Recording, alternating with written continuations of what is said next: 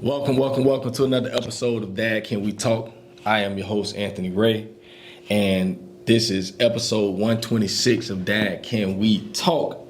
Before we get started, I want to give a shout out to my sponsor at TriTech. TriTech offers an online course that allows students to become certified sterile processing technicians. The course is $800 and payment plans are available. After successfully passing the course and passing the national certification exam, students will be nationally and internationally certified for 5 years.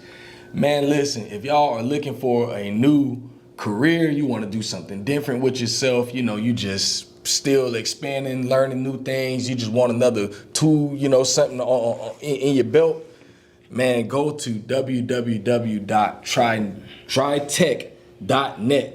TRYTEC.net and find out more there at the website. Want to give another shout out to my man Mike P. the Barber, my dog. It's one of my second sponsor. Y'all go check him out at www.mikepda with DA Barber. MikePDABarber.com. Y'all go check his website out, made by yours truly. I made my boy website. I love my boy. We always supporting one another, man. So, man, y'all go check him out. Go buy some of his good old beard oil. I don't really got too much on mine, He got some hair oil, I ain't got too much hair up here, but sometimes I will rub that oil on the bald head after I shave, and it feel good and it smell good. So most importantly, for y'all who might be like, well, why he buying hair oil? He ain't even got no hair. Man, listen, the bald head got to stay fresh too. Yeah, right. I like to smell good, So, man, y'all go check my boy out at MikePDaBarber.com. One last thing, man, before we start, go to YouTube, type in Dad Can We Talk?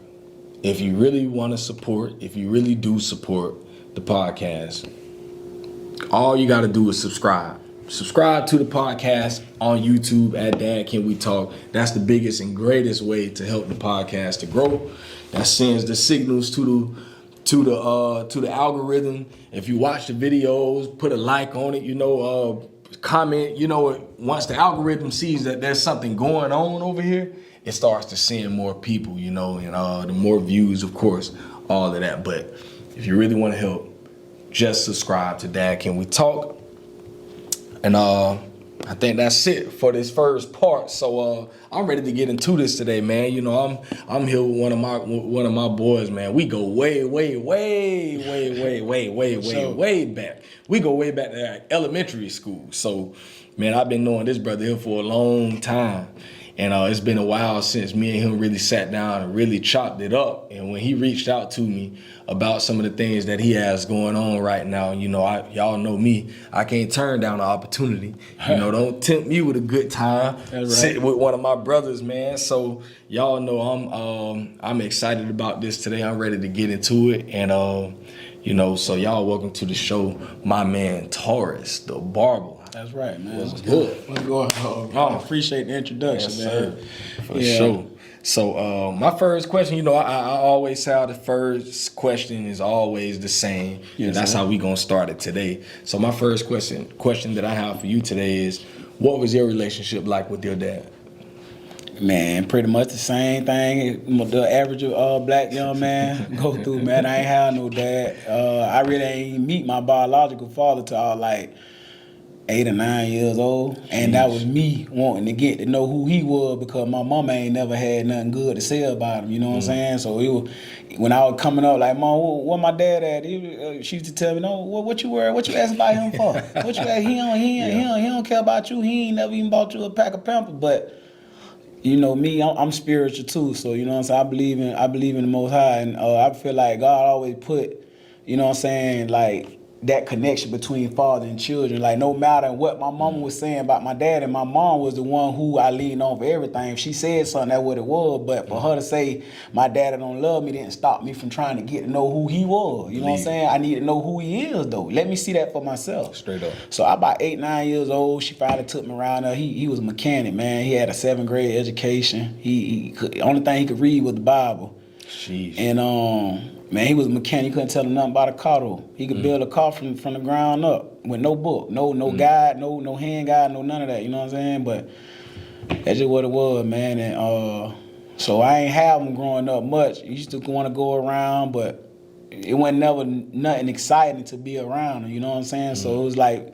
discouraging, like I'm trying to get to know you, trying to feel you in, and I ain't feeling you. You know, I ain't feeling the vibe. But it's still, you know, just to be around my dad and, you know what I'm saying, to have some type of bondmanship with him was, you know what I'm saying, was all I was really looking for or seeking.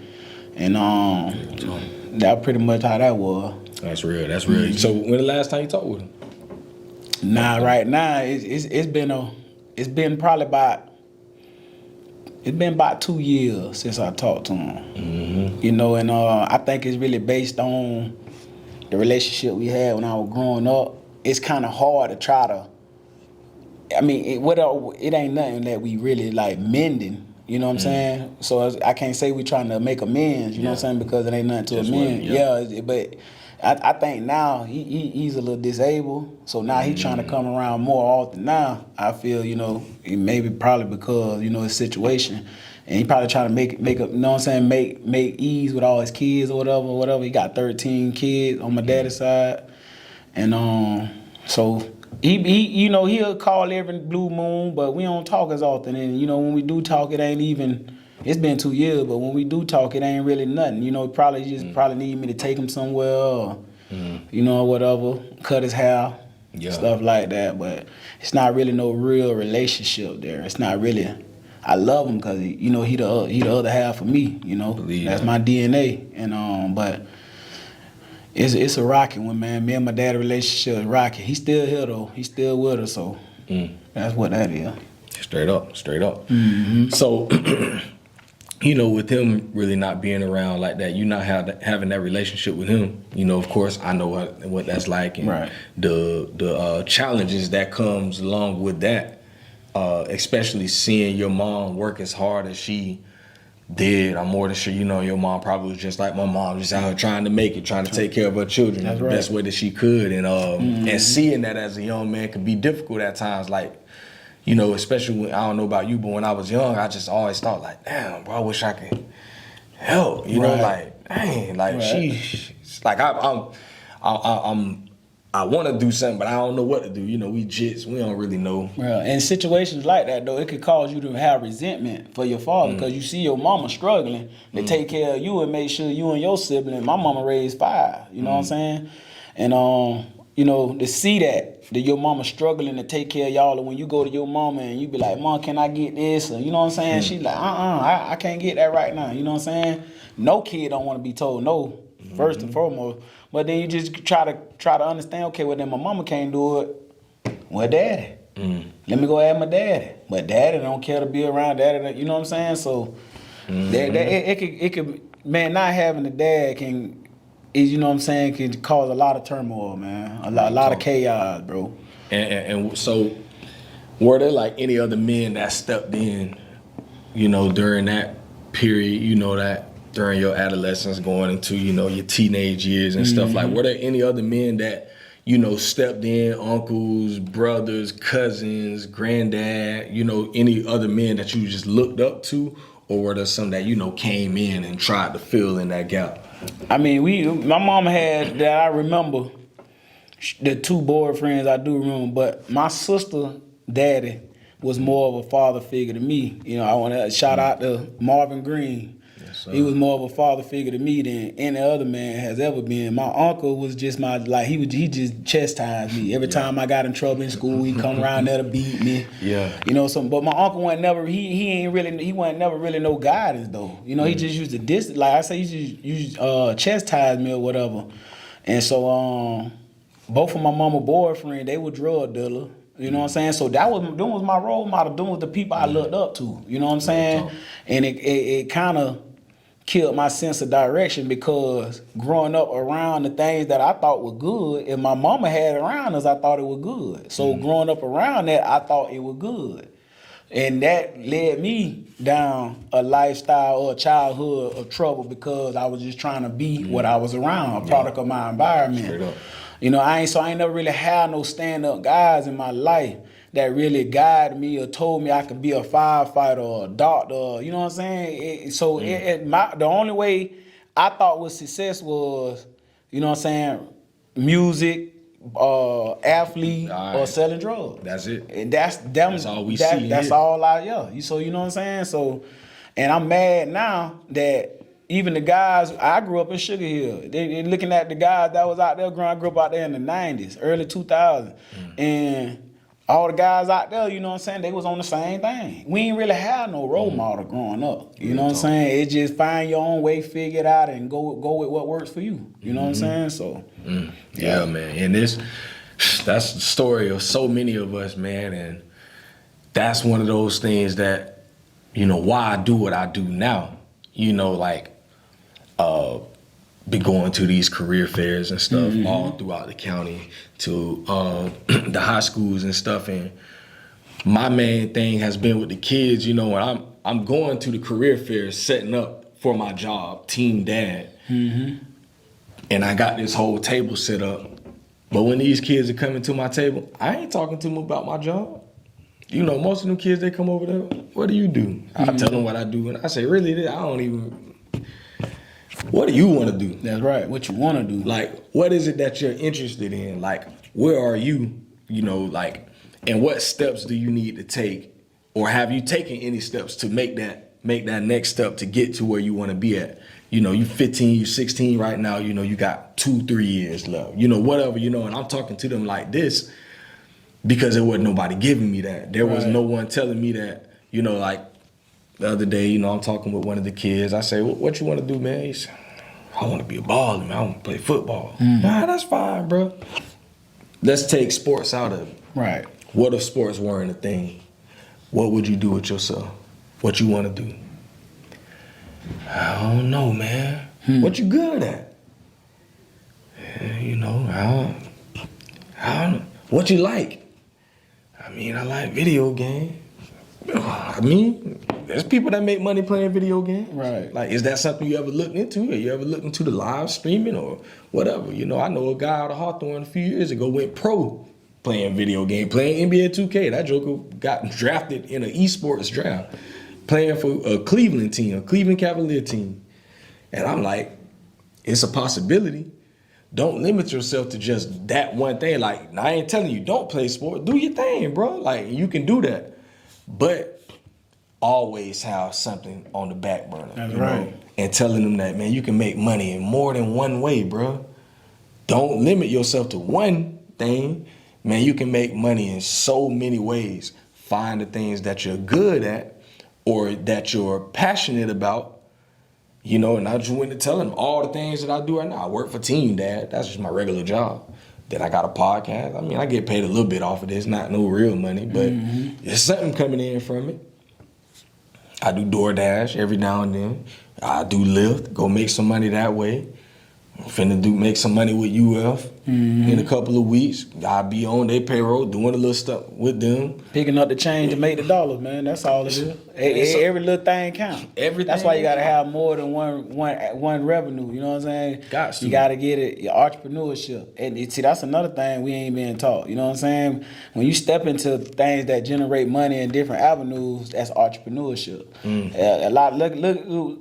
I'm paying attention to what you was asking the kid, what you want to do, what you like, and all these things, and it sounds like his selection is limited because he don't know. Ain't nobody telling him. He don't know. Ain't nobody showing him. And that's our downfall, man, with our community and the dad not being present. You see what I'm saying? Because if a dad was present, normally most kids would either want to do what their dad doing or what their dad inspired them to do. You see what I'm saying? I got a little cousin. He like 4 years old. He's so intellectual. I tell him, you're going to be the next president. And I'm starting at 4. I'm planting the seed. Plant Every the seed time in I his see mind him, right I now. tell him, "You, what's up, Mr. President?" Because I want him to grow up to think it's possible. I'm Real 4 talk. years old. I still got my whole life ahead of me. I ain't got no record. Whatever things I need to do to be qualified, I can do that if I work on it now. So I'm planting the seed because I think that's where it started at. You know what I'm saying? And then it's always a different kind of acceptance when a man is talking to children, bro. When a woman is talking, it's like they skeptical or they might try that woman. You know what I'm saying? Yeah. But when a man speak, it don't too much fall on deaf ears. Cause they know daddy don't play. If you got one that's in your life, you know what I'm saying? Real And talk. that's why it's so important, bro. That's why it's so important, bro. Real talk. That's what's up. So as you got, you grew, you became older, became, you get into those years after high school. Like, when did you first become a dad, or even when did you even hear the words like you're about to be a dad? About senior year, GHS, man. Yeah. Senior GHS. Hey, shout out to my baby mama, man. She, she good people, man. I can't say nothing bad about her. We don't always see eye to eye, but she's a good mother. You know what I'm saying? So I'm gonna give a shout out to her. You know what I'm saying? And appreciate for making me a father. But yeah, I was my senior year at GHS, man. She came and told me she was pregnant. She thought she was pregnant because she had done missed out on her menstrual cycle. Yeah. And we went to Planned Parenthood, I believe, right there on 13th Street. Yeah. We went there. I went with her, and we got the real result. We went and did the little pregnancy test there, and it gave us that due date, man. It shocked me too, man, because you know what I'm saying. It was like I was on pause when I found out we was expecting. I was on pause because I was like I was childish. I was out here in the world. I'm a senior in high school. I'm still out here in the world. I'm still out here trying to figure myself out, still trying to figure out life itself. You know what I'm saying? Then I lost my mama when I was 14. So from 14 all the way to 18, everything was a blur. I didn't understand anything. I was just going wherever the wind blew me, you feel me? But when I found out I was having a child, it made me sit back like, bro, your life don't belong to you no more. It gonna be about this child. Whatever, you know what I'm saying? I even tried to join the military, bro, right before my son was born. You know what I'm saying? Just to try to put myself in position to have him something. Cause my whole goal in being a dad, being a father is to leave him an inheritance. You know what I'm saying? Cause a lot of times we lose our parents, our grandparents, and they don't never, you know what I'm saying, leave nothing behind for us to go off of, you know what I'm saying? So, and that's something, the curse I want to break. I want to be able to leave my son something. So I try to put myself in position to be able to leave him something, inheritance, you know what I'm saying? And that's my ultimate goal before I leave this world, to leave my son an inheritance and not nothing that he could just throw away, something he can hold on to, something that he can leave, you know what I'm saying? That's the goal. But, yeah, man. So that's how it hit me though. When I found out I was a dad, man, it put me on pause, bro. Cause I had to go through some critical thinking. Cause I knew I couldn't be the dad that I was given. You know what I'm saying? My dad wasn't much to me, so I knew I had to be everything for him. Until this day, bro, I'm hands on, I'm active. You know what I'm saying? I go to the parent-teacher conference meeting. You know, if need be, I got to go to a doctor's appointment, whatever. I'm very concerned with his health, his education, like everything, and I do. You know what I'm saying? And like I say, me and my baby mama don't always see eye to eye, but it mean a lot to me for her to know. Even though we don't always see eye to eye, it mean a lot to me for her to know that I'm a great father. When she told me that, when she blessed me with those words, but I put in that work too. You know what I'm saying? But it feels good to hear it from the woman because I hear a lot of women, you know what I'm saying, talking down on the man they share a child with. And it may be a reason behind it. You know what I'm saying? But, it means a lot to hear her say you're a great father, even though we don't always see eye to eye. And, it's pretty much it for that. Real talk. Yeah. You said something so important about being involved, like one thing that I'm always telling people, like I have this young guy that's that I've been mentoring, 17-year-old dad, and you know, his child is like a couple of months old, and I don't think he understands right now. You know, I asked him a question the other day, and he was like, I was like, what does being a man mean to you? Like, what does being a dad mean to you? And he was like, money. And I said, yeah, I mean, you gotta have some money. I mean, you're gonna need that. But I'm like, outside of that, I'm like, I'm gonna be honest, bro. I ain't grow up with my dad. But my dad did, for a period, try to come around. You know, my dad was there. You know, he had his issues, you know, with drugs. For a short period of time, he was doing really well. And you say really well, I mean, he was coming around, he was trying, he was making the effort. And he would come and pick me and my brother up. And I remember, bro, to this day, right now, I'm 35 years old. I can remember vividly every time this man came and picked us up. Took us to St. Augustine Beach, Crescent Beach. Times he took us to Bob Evans way back in the days. Got us the dinosaur chicken nuggets. Yeah, you know. that's real talk. That's meaningful. See how that scarred your memory in a good way. And it's like, I'll never forget that stuff, because it's like, I don't remember nothing he bought for me. He probably have, I don't know. And I could care less if he did. But I remember the times when we went, you know, I think he went and took us to see Independence Day at the movies.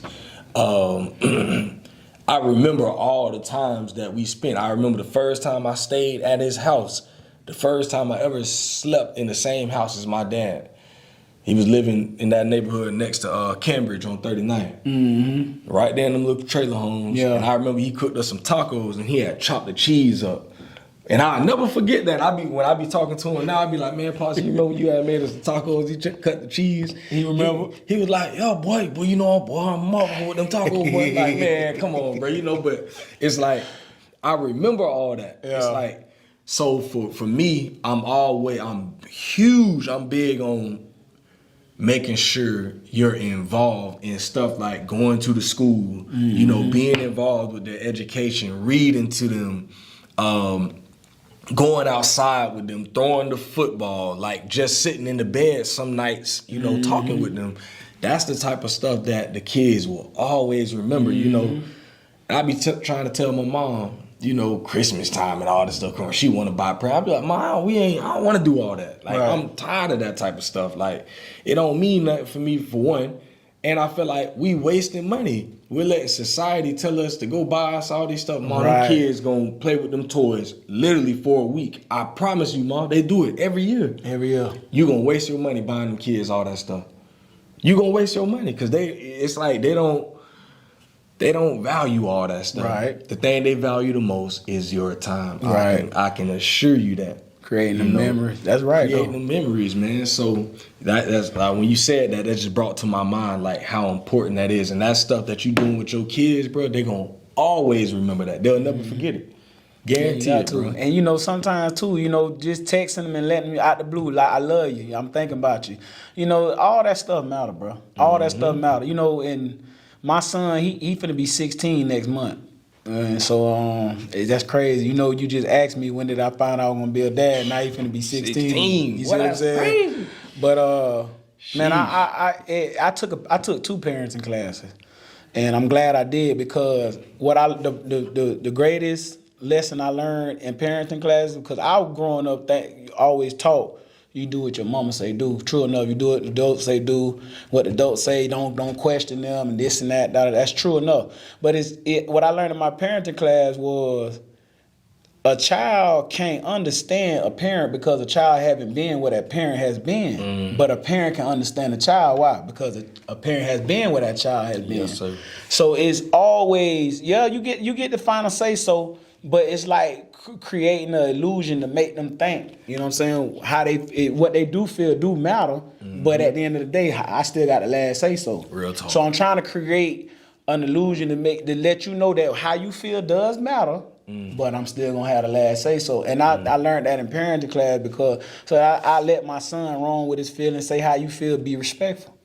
But I don't never make him hold it in. And you know, if you don't give these kids an outlet to have somebody to talk to, they can go and talk to somebody else. And who's to say that somebody else has what's best in interest for them?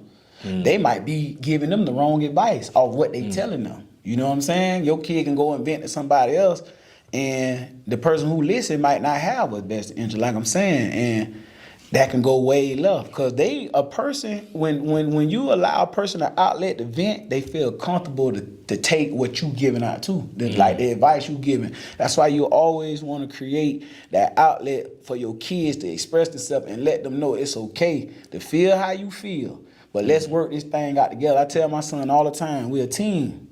I'm not against you, you're not against me. Everything we do is for the betterment of us. And my legacy, your legacy, I'm teaching you values, principles, and morals that gonna last you a lifetime. I don't play. I was raised yes ma'am, no ma'am, yes sir, no sir. Man, I go to them parent-teacher conference meeting. Them teachers tell me your son has excellent mannerism, and I pride myself on that, bro. I give myself a pat on the back for that. Real talk. Them people, I tell my son all the time, your mannerism alone will take you a long ways in life. Oh, you better believe it. You know what I'm saying? And when them teachers tell me that he has excellent mannerism, bro, it give me the chill, bro. I'm doing something. I'm doing something that make a difference in my child's life. Just by teaching him those small principles. That's just that's just that aspect of it. You know what I'm saying? And so, man, it means a lot, bro. I only have one. Thank God I do. I want more, but you got to be real picky on who you share a child with these days, you know. And but man, I love being a dad, bro. It ain't even hard. It's like how mothers be mothers. It's like second nature. It's like breathing. You just, I mean, I don't even know what to say if you gotta want to do it or what, but just coming from where I come from, and a lot of our peers come from when we come from the fatherless. A lot of us, bro. So why would you continue to curse or allowing your child to be fatherless? So you know what I'm saying? So I pride myself on that, bro. Man. And I used to get upset with my baby mama if she take my son to the doctor and don't inform me on what's going on. I need to know what's going on with my child. And that's how hands-on and how active I've always been. You know what I'm saying? So it's a blessing, man. It ain't nothing bad about being a hands-on active father. I love my son. I love the fact that he could call me and ask me for things, and he getting older. So you know we passed that chastising stage. We talk now. Yeah. That's our chastising or my discipline to him now. We talk more. You know what I'm saying? Because he's older. Ain't no more whoopings or nothing like that, you know what I'm saying? So with that being said, now I can feel him in more. We talking. What's up, son? What's going on? Why you know what I'm saying? Or why you, what you know? And I'm asking him. Boom. And then you know when he was growing up, like when he was like 10 and 11, I used to ask him, "Now you did this. What you think I should do?" I let him, you know what I'm saying? Let him feel like he got say so. How you think I should handle this situation? And he say that. He say what he say, and I say, okay, boom, this what we gonna do. This time we gonna do it your way. Yeah. Now we got a clear understanding of what you did wrong, and you know not to do it. So if you do it again, now you just being blatantly disrespectful. So now that you understand, we passed that. So if you do it again, I get to choose the consequences. That's fair? Yes, sir. Okay, we good. We done with that. Believe. That's what it is, bro. That's what it is. Hey, my boy, putting y'all on game, man. That's what it is. Man, see, I can't wait until my kids get to that age. Like right now, they're 10, 8, and 7, and we have them talks. And sometimes I'll be like, man, this stuff going in one ear out the other right now. And I can't wait until I can, when stay, them 15, 16, where I can really, like you say, really feel them in. Because sometimes I be feeling like I be having some real grown conversations with these kids. I'm like, dang. You can though. You can do that. Ain't that right? They ain't too young. And I think they be getting it, but like I say, they so young. They like, daddy just be talking. But I be trying to tell them, y'all hear me right now. Y'all think I'm crazy, but I promise y'all gonna get older. And y'all gonna appreciate me one day. I know that. Right now, y'all think I'm crazy. Right. And I'm telling them all this stuff. Why you think I'm telling you to keep the house clean? Right. You think I want it for me? Man, keeping the house clean gonna help y'all, and it's gonna help me. It's gonna keep me off of your back. It's gonna help you sleep better. You have more peace in your house. Order, organize.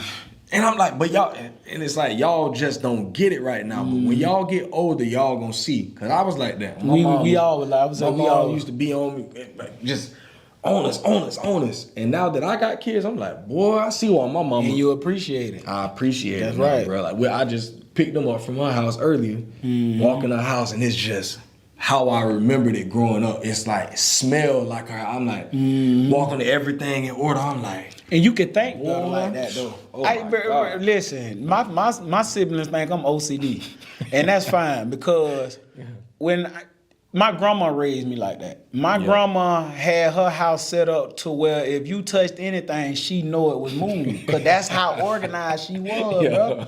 And that's how I am. And my son like that now to this day. My son, you ain't even got to, when he was 9, 10, 11 years old, I used to get him when he was staying with me for a little while. And he was getting up for school. Hey, clean up that room, man. That way you ain't got to do it when you come back. Or when you want to find something, you looking for something, you can find it because your room is clean. Man, your room is organized. You know what I'm saying?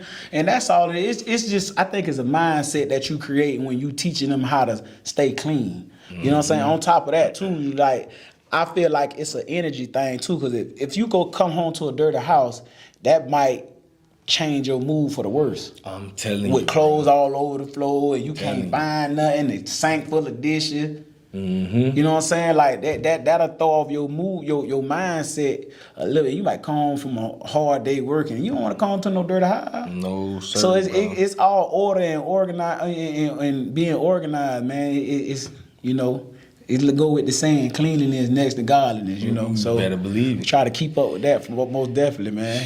Gotta have a clean house. We ain't there yet, but boy, I'm trying to get them. Yeah, but they kids. Boy, I'm trying so hard, and this.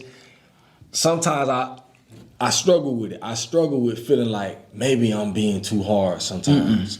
And I'm talking about, boy, that's probably one of my biggest struggles right now as a dad. It's like some days, bro, I'm so brash and I come home, bro, and I'm snapping, bro, because it's like, bro, I've been telling y'all this stuff over and over and over, and I punish you, and I do all this stuff, and I have these talks with you, and I'm doing all this, and it's like, do y'all not get it?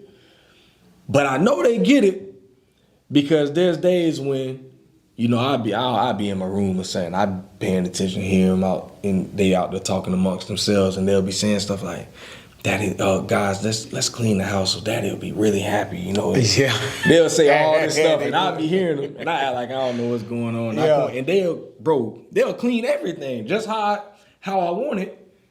And it's like, why y'all don't always do this? Right. On expounding on, when you were saying about it going through one ear and not the other, and I was just saying, like, I know my people done told me a billion sayings, you know what I'm saying? And everything can go one ear out the other. I actually held on to some of it, and I find myself a lot of time saying, man, something told me, it be the wisdom of your parents, your grandparents, you can hear that voice in the back of your head, and that's what they thought went through one ear and not the other. It actually stayed. It just it just took time for me to apply it. You know what I'm saying?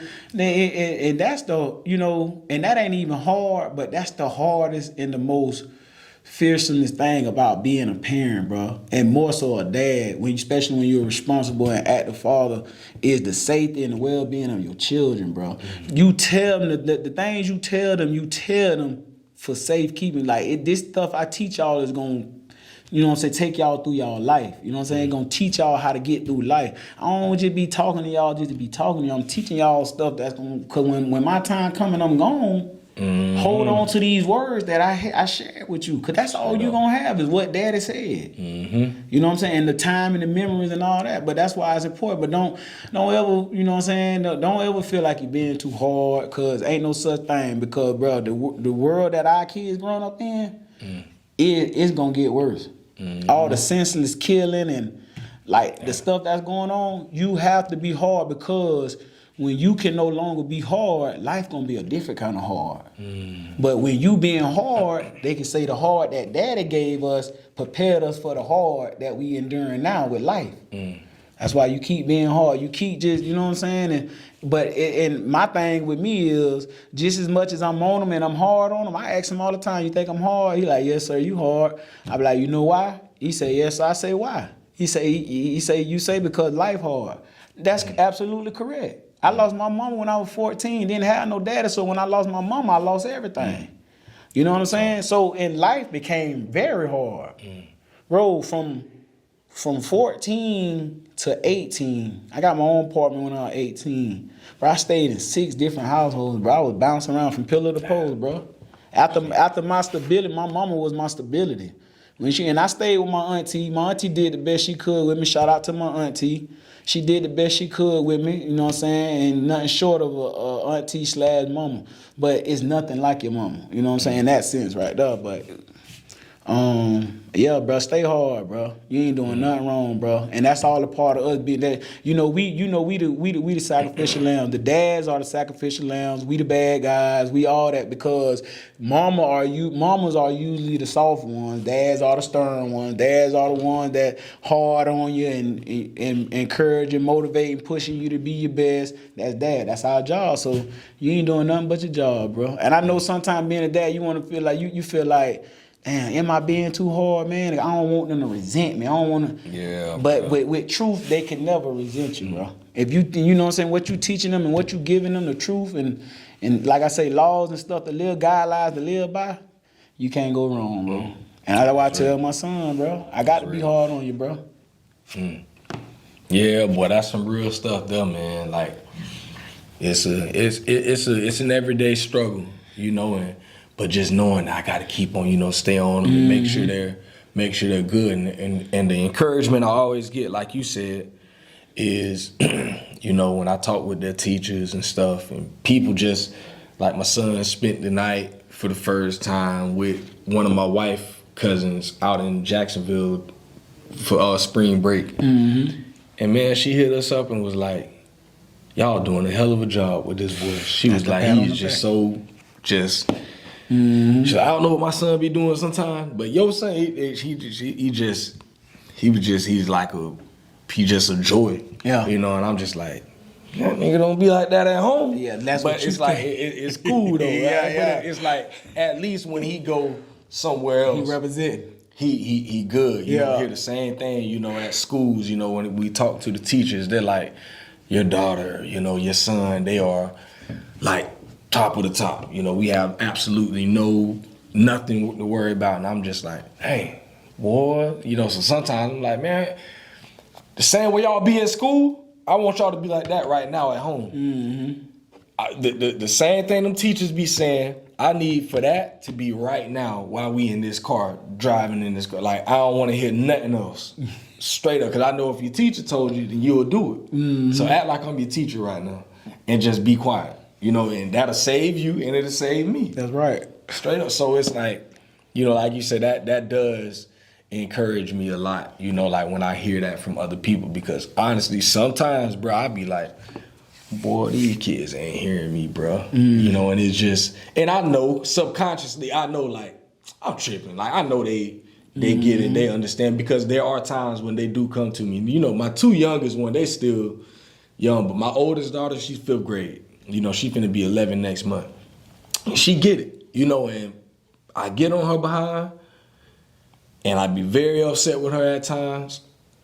But there are times when she know that she done mess with, she'll come back to me and be like, Daddy, I'm sorry. And that's hard being a dad for a little girl, bro. I can't even. I think that might be the hardest thing. Bro, listen, having a daughter, bro. Boy, I be on her behind just like, and that's what be getting me sometimes. I'm like, damn, am I too hard? But I know she's getting it. And right now, she's growing. She's coming into her own. And it be them times, like just the other day it happened. I was on her behind, bro. And I'm just like, man, whatever, bro. Like, just go in the house. I'll talk to you later, bro. I don't even want to talk to you no more. Like right now, where I'm at, I'll be back. And I just had to go out, just go get me some fresh air, bro. Right. And when I came back, I went to the gym just to go hoop and get my mind right, bro. And that was like peaceful for me.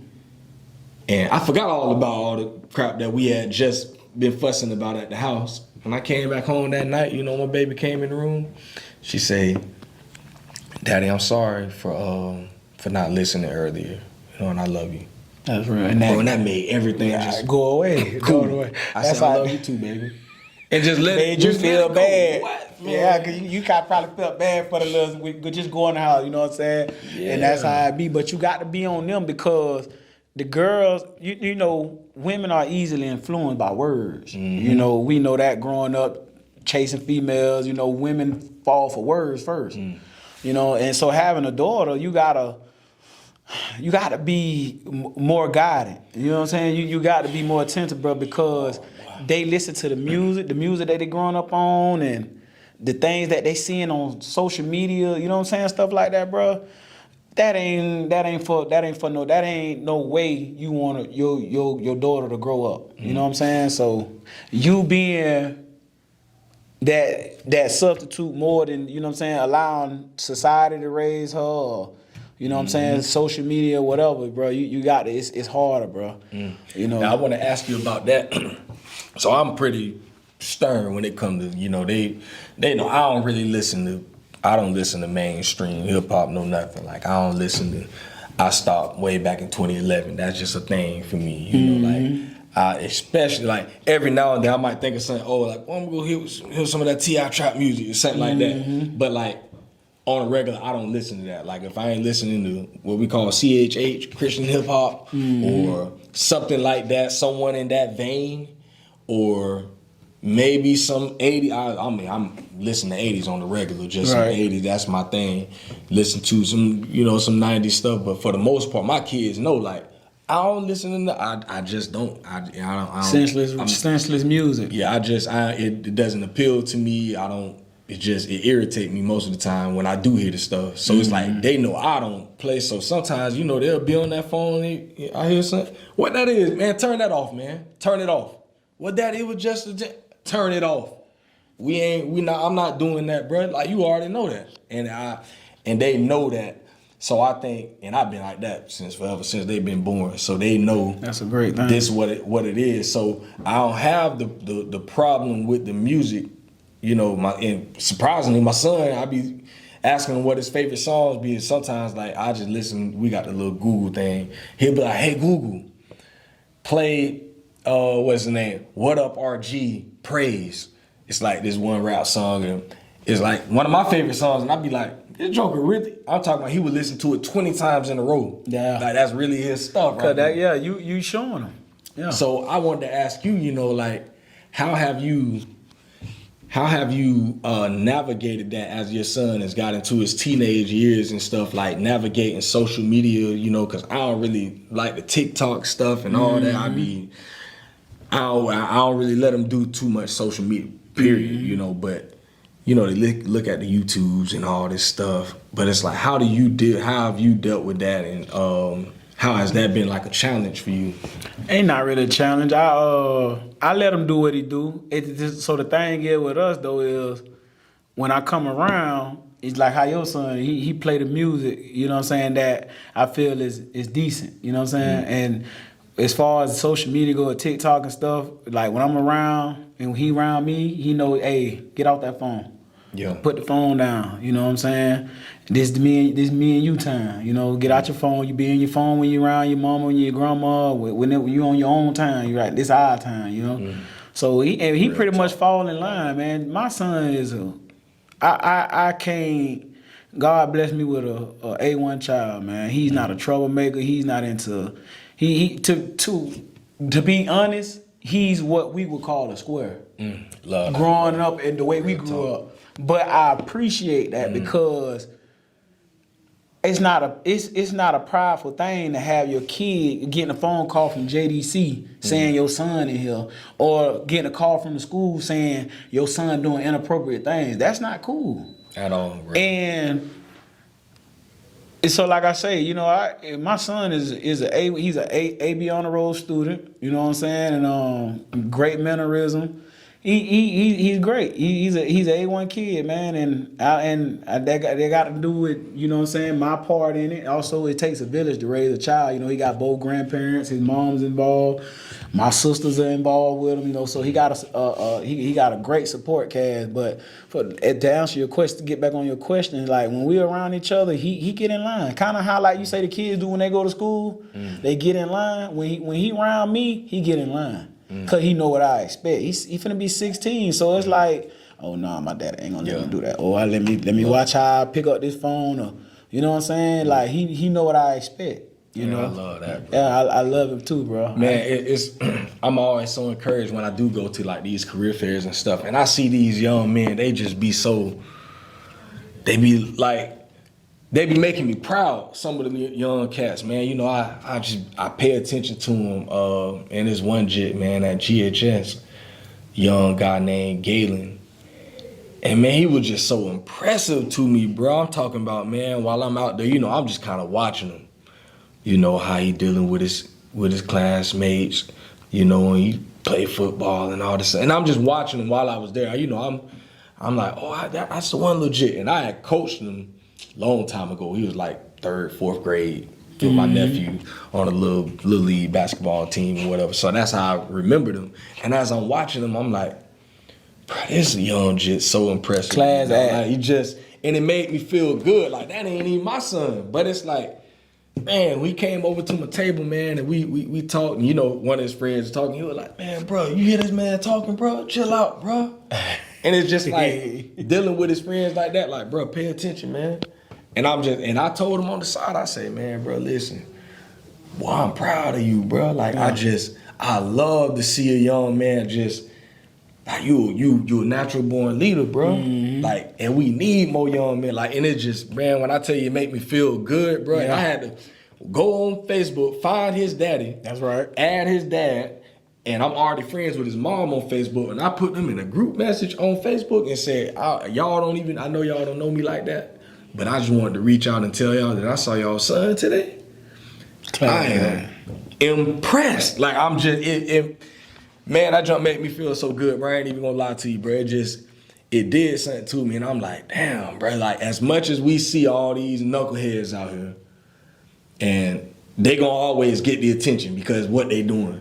But we don't give enough attention to the young men that ain't doing the nonsense. And we gotta highlight them more. You know, right. Young men like your son that's, you know, doing their thing, you know, like, they have to be highlighted more. And that was like my idea when I came up with the podcast. It's like, yeah, there are deadbeat dads out there. Okay, yeah, there's dads out there that ain't doing what they're supposed to do, but why everybody always putting the spotlight on them? Right. What about the daddies that's out here doing their thing? Why we ain't putting the spotlight on them and giving them a platform to say, man, this is what I do. Like, this is why I do what I do. Let's give a platform. So, man, I love, man, one day, man, if we can set it up, bruh, sit down, me, you, and your son. And I think that's the type of stuff that will even encourage these young boys, like, to continue with doing that. You know, like, continue to do better. Because I feel like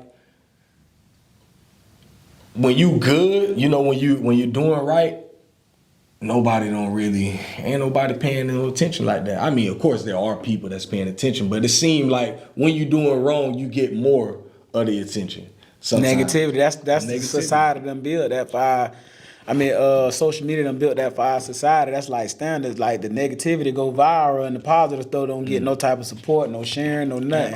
And we spoke on this too on the phone about that, because when I first launched Project Adam, you know what I'm saying, I was kind of skeptical about it because I was like, ain't nobody gonna support that. You know what I'm saying? But it's like, I ain't doing it for the ones who ain't supporting. I'm really doing it to serve a purpose in my life, because I feel in my heart, in my spirit, bro, that we have to do something. We have to make an attempt, if nothing else, because you're gonna miss 100% of a shot you don't take. So let's take a shot at trying to change and be the difference. You know what I'm saying? Trying to promote, inspire for men to be involved with their kids. You know, and that's the whole point of me launching Project Adam, because I wanted it to launch something that would give dads who are trying, and even the ones who ain't trying, giving them an outlet, you know what I'm saying, to do what's necessary with their kids. So like I say, to kill the excuses You know what I'm saying? The funding, the resources, the housing, you know what I'm saying? The trade schools, you know what I'm saying? Try to help promote and purchase and pay for stuff like that. And even further down the line, like I know a lot of guys going through it with back pay on child support. And I don't understand, that's the government. I don't understand why they use that to, you know, that's even hindering the fathers more than anything, because if they don't pay, they go to jail, they lose their license. That don't make no sense. How can a man do it? How can you try to inspire a man to do what he's supposed to do when you even hindering him even more? You know what I'm saying? So I wanted it. So Project Adam and in the midst of Project Adam, I want to do all that. You know, help with back pay on child support, provide housing for single dads. You know, the fundages, you know what I'm saying, for trade school or whatever it is that the father may want to do, or whatever career he might want to take on. Project Adam want to be there to, you know what I'm saying, sponsor, promote it, or support it. You know what I'm saying, provide you with finances or whatever. You know what I'm saying, just so we ain't got no excuses on why you're not doing what you're supposed to do by your child. Also, the vouchers and stuff like that. We trying to get into all that. So, you know what I'm saying, with the proper donations and, you know what I'm saying, doing what we supposed to do and just rubbing shoulders with the right people, you know, it's going to be big, man. It's going to be big, but it's most definitely for the purpose to promote, inspire, get dads to be more active and consistently active with their children, bro, because that I believe this is why society is the way it is. And that the game plan from the beginning was to remove the man out the house. I'm trying to put the man back in the house, and not literally back in the house, but literally involved with the house. You know what I'm saying? And bro, it's a long shot, but I feel like this is my purpose. You know, I woke up 2-3 in the morning, man, and wrote this down on a notebook paper. You know what I'm saying? And God just gave me this vision, and I'm just walking in it, bro. And I just feel like with that being done, and as long as I'm trying, I'm serving my purpose. Cause you know, other than that, man, just being a dad and doing what I can to help my son get to the next level, and trying to get Project Adam off the ground and fulfill his purpose, that's all I'm living for. Straight up. That's all I'm living for. Even though you might have that uphill battle, and I know it can feel like that, especially being, you know, I done been in this realm for a few years now, and even before I started, I understood the challenge. When I started Dad Can We Talk, I was actually in school, and so I was in the midst of a branding class. So I was learning about branding and all this stuff and marketing.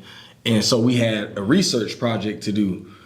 I used Dad Can We Talk as my research project. And what I found researching podcasts, statistics, stats showed that I think at the top of the listenership for podcasts, this was like 2019-ish, around this time when I was doing all this research, 2019, 2020. Really, it was like 2019. And what I found was that white affluent men, white men with money, were like 60% of listenership when it came to podcasts. Up under them was white women. Up under them was black women. Up under them was black men. Right. Bro, black men, I think, accounted for maybe less than 17% of listenership for podcasts. And so I looked deeper into those stats, and what I found was black men, when they do listen to podcasts, it was our top 3 categories was comedy, entertainment, I think music and sports. I think entertainment, comedy, and music and sports or something like that. But it ain't have nothing to do with fatherhood. Right. Or family or anything, because the podcast category is family. That's what this will fall up under.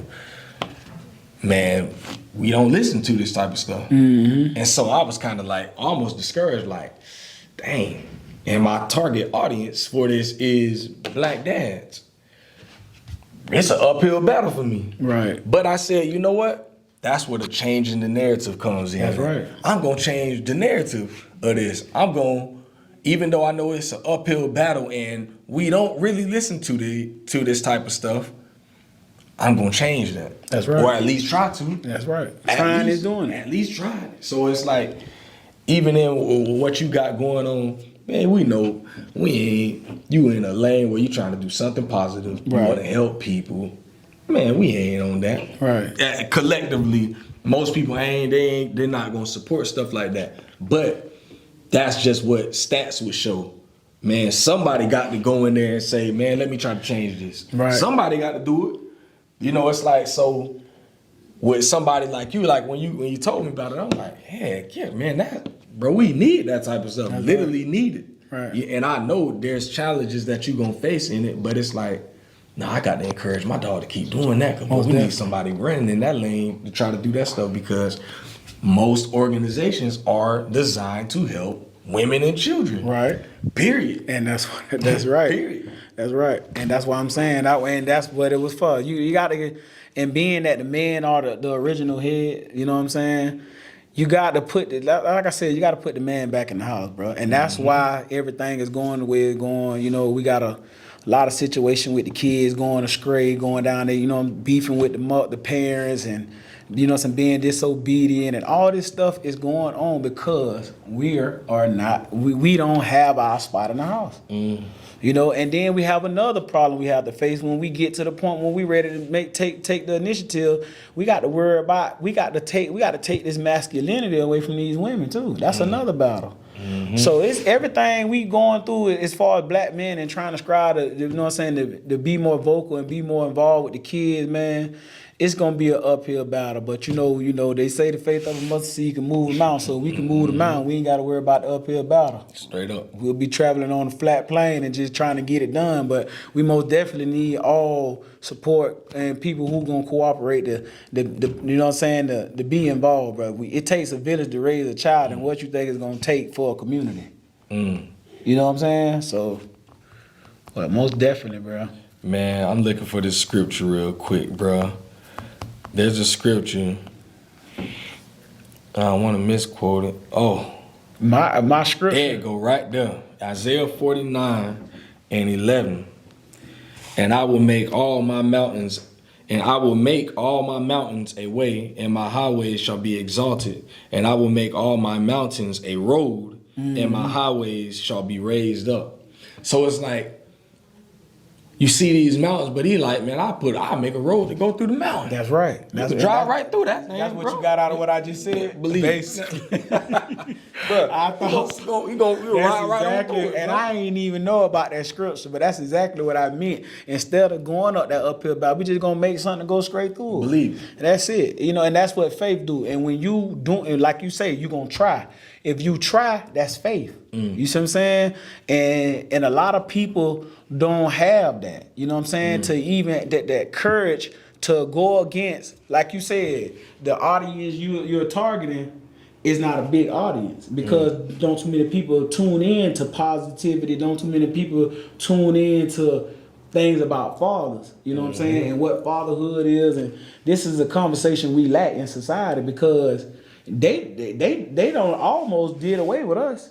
Society don't even want us to be vocal. They don't want us to have a say so in our children's lives. And our women, and not to bash the women, just speaking on statistics, our women are doing a great job with keeping that down. But I can't say women first. I got to say us first. We got to take accountability. We got to be responsible. We got to be held responsible, bro. Because a woman, pretty much, most women are a reflection of their man. You see what I'm saying? And when you doing good and you doing what you're supposed to do by a woman in the household, it should be seen. It should be shown. I understand you do have sometimes where it don't always go as planned, but I mean, hey, that's the way the cookie crumble. But for the most part, bro, it starts with the man. And I know we got some women out here that's, you know, off the scale, but, you know, and I ain't bashing no women. We just speaking on being that we talk about being dads and stepping up and taking accountability and being responsible for the whole house. You know, including the woman. You know what I'm saying? We got to take that responsibility, bro. And I mean, we got to try. We got to try. We got to step out on faith. Because if we just sit here and talk about it and never do nothing about it, we ain't going nowhere. Straight up. I gave my nephew an analogy one time just to show him what kind of mindset you got to have. And I said, if you were somehow stranded, You trying to get to Gainesville, Florida, and you somehow stranded in California. And you was a man of prayer. You gonna pray, say a prayer to God to help you get back home, right? But in the midst of you praying and while you waiting on that prayer to be answered, what are you gonna do? All right. Start walking or start going towards the destination you're trying to get to. Because if you just stand right there and wait for something to fall out the sky, it ain't coming. Well, so the faith is, I'm going to pray that God help me get from this spot all the way over to this spot. But in the midst of me waiting on this prayer to be answered, I'm going to step out in faith and start going towards that destination. Because if I stay still, I ain't going nowhere. Right. Same thing. That was an analogy to go along with. We can sit here and talk all this good positive talk, but if we ain't putting it into action, where is it going? They got to see it. You know what I'm saying? Yeah, and a lot of things, you know what I'm saying? I noticed, like, when you do post positive stuff, you don't get that many shares. You don't get that many likes. No. Cool. But I'm going to keep it in your face anyways, though. Got to. I'm going to keep it in your face anyway because, you know, the devil don't like nothing good. You know, but he always watching what's good, though. Yes, sir. You see what I'm saying? So with that being said, I'm going to keep it in your face. You know what I'm saying? You ain't gonna have no choice but to respect it. And when it take off, you'll see more people coming along because they gonna always do what the trend do. If they see everybody else supporting and following and doing, they gonna do it. They gonna do it. Every and time. You know, I learned that, man. And especially coming from us, we have to tap into outside networking. Cause networking right here at the local level is cool. That's just the rub elbows, you know what I'm saying, with people who trying to, just like us, be not unequally yoked, you know what I'm saying? So you talking and conversating with people who see your vision, who trying to help you with your vision, who trying to do the same thing on another level or whatever, on a different lane. You know what I'm saying? You got to target outside networks though, bro, because your city gonna support you last, bro. And that's just the truth. Boy, there's a lot of truth in that though. So man, before we get up out of here, man, tell the people again, you know, how can the people support Project Adam? Project Adam, we have PayPal, we got GoFundMe. Actually coming out with a PowerPoint, man. April 6th, I got a men's empowerment thing in Alabama. I've been called to be a special guest for that. Yeah, I'm working on that. But we email, contact information, and I could just share it with you, you know, however you do it. And you could just post it however you post it or whatever. And but yeah, we got Facebook, Instagram. And it's Project Adam on Project on Adam. Project Adam.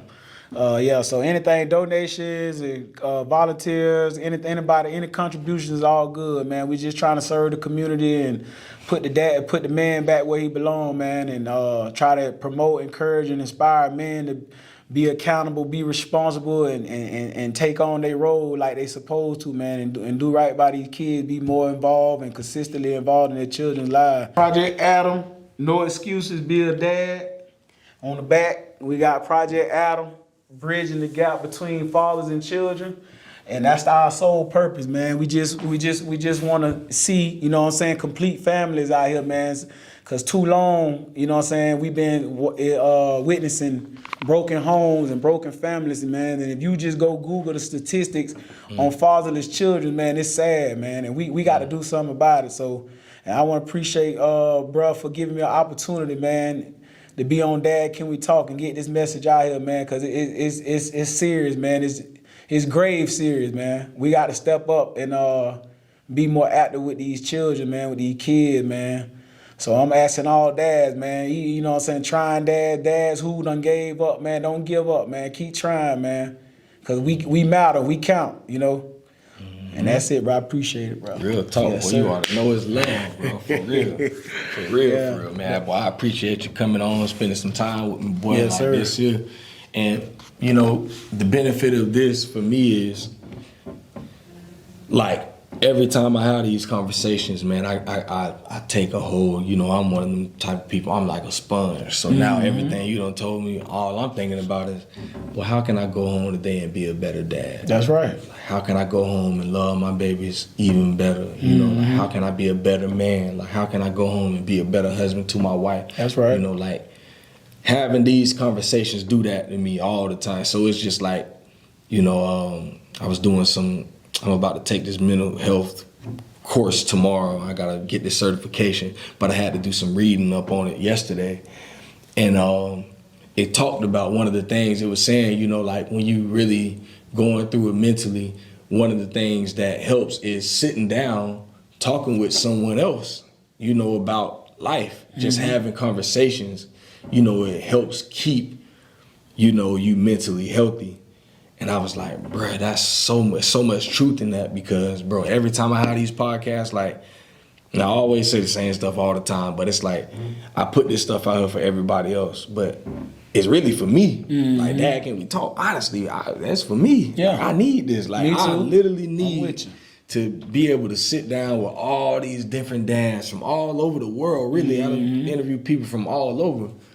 Everybody I talk with giving me something that I'm like, damn, boy. Insight, a perspective, Boy, yeah. And now when I'm going through different things, it's back in my mind. I'm like, dang, bro had said that on the one podcast, and now it's like how you talked about how our grandparents and our moms and all that stuff told us stuff growing up, and it stick with us. Man, I might remember something from way back from episode 17, like, dang, bro had really said something about this, and now I'm experiencing it now for myself. But it's like, I remember what somebody else went through or did in this situation, and now it's like, it's giving me tools where I can be a better dad, man. It's like, people think, oh, you got a podcast, you know you're a good dad, and it's like, honestly, sometimes I don't be knowing if I'm that good of a dad. Like, I feel like I be struggling like crazy. That's all right. But I'm trying every day. I'm trying to get better. That's why it's like, because I got this dad podcast, that don't make me the best dad in the world, because you got Project Adam. That don't make you the best dad in the world. We just two dads out here trying to help the next one. And to be honest, this actually puts us under a light. Because when you're trying to do something positive, it's like going to church. When people go to church, let somebody hear you cursing, you go to church. You go to church, you cursing. Well, I can't curse because I go to church. I'm just like you. Yeah. I'm just trying. Yeah. Me going to church is trying to fellowship with people that's equally yoked with me, or people who's trying just like me. You pointing the finger at me saying, oh, you cursing at the church, and you don't even go to church. And I said all that to say, you know what I'm saying? We're trying. Yeah. It don't make us better than you. It don't make us the best fathers because we got these things we're tapping into. And we still got things we're learning. And like you just said, I learned something from you today. So I'm a sponge right along with you, and always will be. I'm a student to life. I learn from kids. I learn from elders. I learn from nature. All right. You know what I'm saying? When you're receptive like that, when you know what I'm saying, you're willing to learn and you're willing to take heed to what's going on around you, it be like that. And that's the greatest thing you could do, is learn something new every day. You know what I'm saying? Because you're gonna die learning, and you ain't gonna never know everything. So, trying is the key, bro. That's what makes you. I think it's somewhere in the scripture where it says something about those who, because one time I think Jesus was saying something about, there's only one perfect, he, my Father which is in heaven. But it's somewhere in the scripture. I can't tell you where it was, but I know I ran across it where it says something about, he who strive to be perfect is perfect. When you strive to be or something like that, let me see if I heard something along them lines. Like something that those who strive to be perfect are perfect, and it goes without saying. If you trying, you're doing it. You know what I'm saying? Straight up, bro. By striving to be perfect. If I strive for that which is perfect, I will find that which is perfect. That's in James 1:4. But what that is, what version that is? Let me see. I just Googled it. I know they probably gonna give you the watered down James version. 1:4. James 1:4. New Testament. So mine say, and let endurance have its perfect work, so that you. And let endurance have a perfect work, so that you be perfect and complete, lacking in naught. Is that the same one? James 1:4. James 1:4. Let me look. Yeah, man. Hey, sometimes, man, you gotta search in these scriptures, man, and get these things, man, and receive. man, when you receive this type of stuff, man, it just do something to your soul. You know, it gives you something that you can hold on to. You know, sometimes, you know, especially in the trying times of life, you know, like if you don't have anything that you can hold on to, man, listen, it's difficult. Life is already hard enough. True and enough. if you walking around here and you ain't got nothing that you holding on to, boy, listen to me. I'm telling you, it's difficult out here, man. 1 and 4. I'm trying to find it. And then this one say, but let patience have its perfect work, that you may be perfect and complete, lacking nothing. That's another one. I don't know if that's James 1 and 4 though.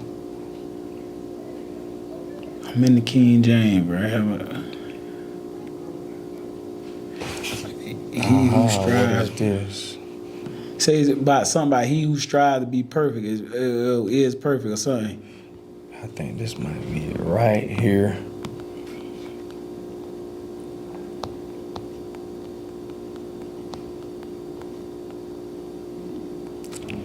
Yeah, man, but that right there. I'm trying to find it, man. It's somewhere in there. Okay, so they put an emphasis on it, on this what I just read. And it was like the version where it like kind of put emphasis on what's being said. Mm-hmm. And it says, it is one thing that it is good in contrast to being bad. It is quite another thing for it to be perfect. He who seeks shall find.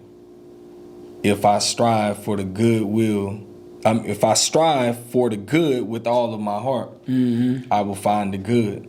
If I strive for that which is perfect, I will find that which is perfect.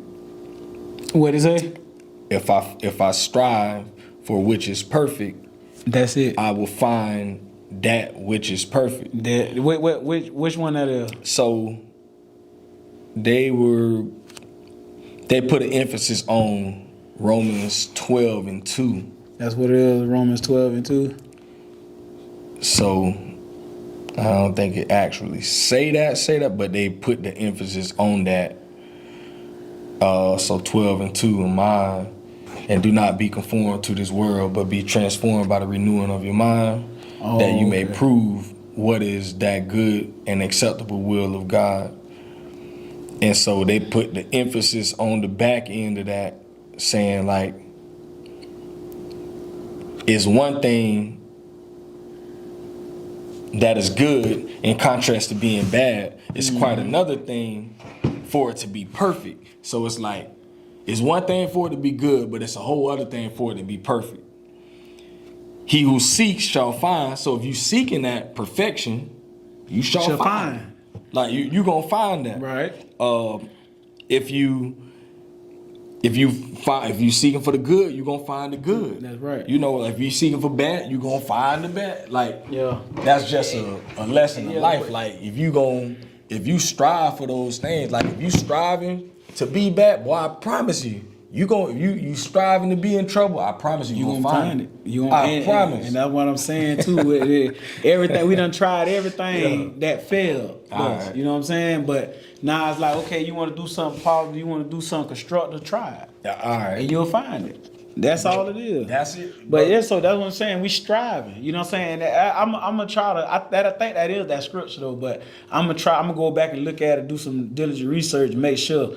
But I ran across something like that. But those who strive are what they strive to be. Mm-hmm. You know what I'm saying? So, and that's just what it is. So with us, like you said, you got Dad, Can We Talk, me, Project Adam. With us creating these platforms is really putting a microscope on us for people to either say, oh, you doing good, oh, you ain't, you know what I'm saying? Because people gonna say what they want. If they ain't got no store, they gonna make one. All right. You know what I'm saying? But for real. Bro, we just gotta keep swinging at it, bro. We gotta keep swinging at it. But it puts more pressure. It's not really no pressure to me, but it puts more pressure on us to do right by, you know what I'm saying, what we promoting, because we got to stand on them. When you look that up, we got to be the definition of it. You know what I'm saying? Dad, can we talk? You got to stand on that, and what that mean, what, you know what I'm saying, what you about, what is Dad, can we talk about? It's really a platform for dads to talk, come together and talk, like converse, so we can, you know what I'm saying, iron sharpen iron with each other, eat break bread with each other. Yeah, boy. And I think that's something you should have. I've been thinking about that since we've been talking, like a group podcast, like with a couple dads, Man, bro, and everybody just speaking together. I've been trying to. I thought about that coming into this new year. I'm like, because you know I got my Men Can We Talk podcast, where it's usually a group. Oh, okay, there you us. go. But I said, you know what? I want to bring that element to Dad Can We Talk, because I do like this. The one-on-one, you know, it's very, you know, personal. You know, it's like. I like this, but I also want to bring that group element to it, where I'm sitting with a group of dads where we can kind of boom, boom. I love my dad, my Men Can We Talk podcast for that reason, because it's like, it's me and my dog, we host it together, right? And we're able to sit with a group of men, you know, like the coaching staffs and stuff, you know, like a couple weeks ago we sat with Newberry coaching staff, football team, and we were both able to kind of boom, you know, we got our question on what we want to ask, but it's like now as they're talking, different things are coming, and you can have a whole conversation with just men. Right. And I'm like, man, I want to bring that element to Dad Can We Talk, to where I sit with a group of dads, and it ain't, you know, like we can just talk about whatever, you know, just talk about things, all things pertaining to fatherhood, like. And that's what I want to do. So it's crazy you say that, because, bro, I literally, at the beginning of this year, I told myself at some point this year, I'm going to do an episode with a group of dads. It ain't just going to be what everybody done got used to so far. Like, switch it up, too. Yeah, you said you were bro. going to talk about, yeah, because I'd be down with you to bring my son back, you know what I'm saying, for a later time or whatever. Yeah, bro. And that'll be cool, too, to bring the child, you know what I'm saying, and let, you know, just ask a couple questions, you know, what you think. I'm pretty sure ain't no child. Yeah, they say that yeah, crazy on camera, but still, you know. I did it one time. What when you get home? What you doing? My boy Jeff Thomas, him and his son, he brought both. He had his younger son, but he had his high school age son with him on the podcast. Right. You know, his son, you know, I told him, you know, your daddy ain't gonna kill you, you know, but be honest, like, what are some things that you think your dad can work on? And he was honest. He was like, you know, said what he said, and you know, like I was telling Jeff, and I think it's good to hear this from your son, because it's like, we never know, like, we don't know it all. Our kids, and I always say my wife and my kids know more about me than anybody else. Right. But they live in the same house with me. They see the things that people don't see. Mm-hmm. So things that they say, a lot of times, as much as it hurt, it be true, bro. Mm-hmm. Or when I ask my wife about different things, I'm like, God damn, well, it hurt, bro. Yeah, you know, take accountability. But it's like, it hurt. Everything she say ain't wrong, bro. Yeah. Like she know what she talking about. This woman lay in the bed with me every night, bro. Right. So obviously she knows some stuff that she that you don't even know. Believe it. She sees stuff you don't even see. And that's what they supposed to be, though. And that's what they for, though. And it's tough, but you know what, bro? I'm starting to gravitate to truth. Like, it don't matter how bad it hurt. You gotta take that on the chin, bro, because you gotta understand, if it hurt, you created that hurt. If it hurt you, how do you think it feel to those who love you and that's around you? It's real. You know what I'm saying? And that's the thing about accountability, that I've been taking accountability, bro. You know what I'm saying? Like, it don't matter what luggage come with being an active father. That's something you created. That's just like having a kid with a disabled problem. You know how I know some parents that have disabled kids, and they say it's my dog got an autism child. It's a challenge. He's a single father. He take care of his son by himself. He have to pick him up from school, take him to school, feed him. He have to do all this. And he's such an inspiration to me because I'm trying to put myself in his shoe. Like, bro, what would I do? Now you have to give your son extra care. Now you have to be extra like caring. The thing that we think what we doing is hard, it's twice as hard for him, and he can do it. He's doing it. You know what I'm saying? We can too, but that goes with accountability. He's just doing what he got to do. You know what I'm saying? Because that's his son. His son was born with a disability that now he have to pick up more slack. You know what I'm saying? Or he have to do whatever he have to do to make sure his son's straight, bro. Because he raising his son by himself. Like I say, it's inspiring because you got to be grateful and thankful that God ain't taking you through that. That you ain't got a child that's like with autism or whatever. You know what I'm saying? Like with heavy autism, like you really got to be on them. You know what I'm saying? Watching everything. Like it's crazy, bro. You know. But being accountable though, bro. Taking it on the chin. I know that in the man's biggest downfall is his pride and his ego. We pride ourselves on our pride and our ego. It's like that's what we get our macho from, our masculinity, like our identity, our pride and our ego.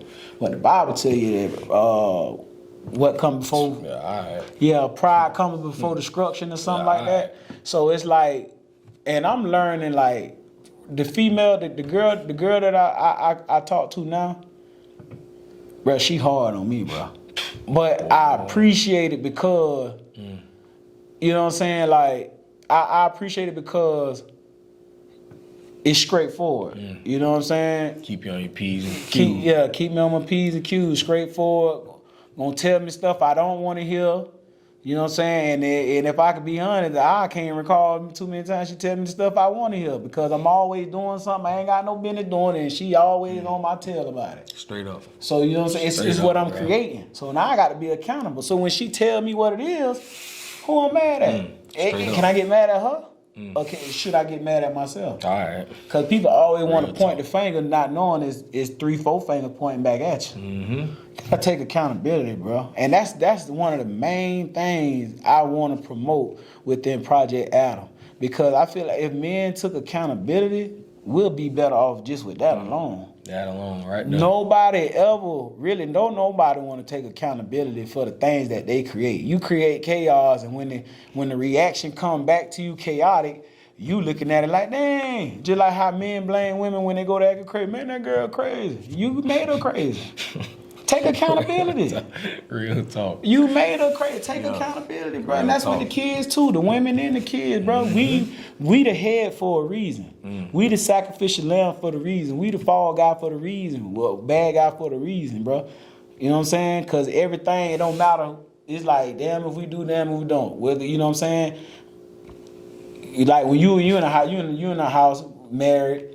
And I know sometimes you probably doing everything you can to make sure everything go right, and you still get chewed out. But that's all a part of being a man. Straight up. You the fall guy. Straight up. You did it right, and your wife still jumped down your throat. You ain't did nothing wrong. Your wife come yelling at you, being mean at you. But that's how it is. Cause why? We the men. We the fall guy. You know what I'm saying? So you gotta be able to take it. We gotta be able to take it. You most definitely gotta be able to take what you creating though. You know what I'm saying? If you around here creating stuff to be fussed at, then take that fuss on the chin and get it together. Get your act together. Don't do it again. We grown. We men. Act like men. But you know they say, I'm gonna be honest. They say sometimes men act like kids. It be like that for a woman, because most women are more mature than men, and a lot of time women have to always being the ones correcting their man, right?